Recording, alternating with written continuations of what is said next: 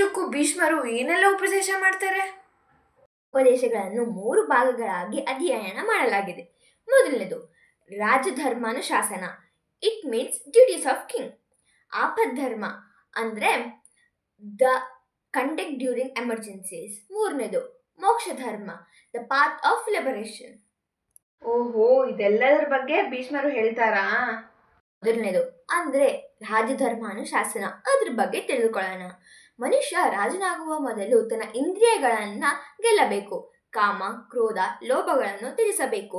ಇದನ್ನು ಆತ್ಮನಿಯಂತ್ರಣ ಅಂತ ಕೂಡ ಕರೆಯುತ್ತಾರೆ. ನೆಕ್ಸ್ಟ್ ಇಸ್ ದಂಡನೀತಿ, ಅಂದ್ರೆ ಸಮಾಜದಲ್ಲಿ ಬಲಿಷ್ಠರು ದುರ್ಬಲರನ್ನು ಶೋಷಿಸದಂತೆ ತಡೆಯುವುದು ಅಗತ್ಯ. ಇನ್ನು ಗೂಢಚಾರಿಕೆ, ರಾಜನಿಗೆ ತನ್ನ ಕಣ್ಣುಗಳಿಗಿಂತ ಗೂಢಚಾರಿಯೇ ಮುಖ್ಯ. ಶತ್ರುಗಳ ಹಾಗೂ ಸ್ವಂತ ರಾಜ್ಯದ ಅಧಿಕಾರಿಗಳ ಚಟುವಟಿಕೆಗಳನ್ನು ತಿಳಿಯಲು ಗುಪ್ತಚರ ವ್ಯವಸ್ಥೆ ಸ್ಟ್ರಾಂಗ್ ಆಗಿ ಇರಬೇಕು.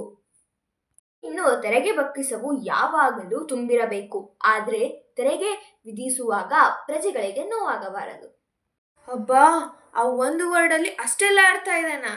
ಈಗ ಸೆಕೆಂಡ್ ವರ್ಡ್ ಅರ್ಥ ಹೇಳು. ಆಪದ್ಧರ್ಮ, ನಾವು ಸಾಮಾನ್ಯ ದಿನದಲ್ಲಿ ಧರ್ಮದ ಹಾದಿಯಲ್ಲಿ ನಡೆಯುವುದು ಸುಲಭ. ಆದರೆ ರಾಜ್ಯಕ್ಕೆ ಬರಗಾಲ, ಶತ್ರುಗಳ ಆಕ್ರಮಣ ಅಥವಾ ಪ್ರಾಣಕ್ಕೆ ಸಂಕಟ ಬಂದಾಗ ನಾವು ಏನ ಮಾಡಬೇಕು ಅನ್ನೋದನ್ನ ಇಲ್ಲಿ ತಿಳ್ಕೊಳ್ಳೋಣ.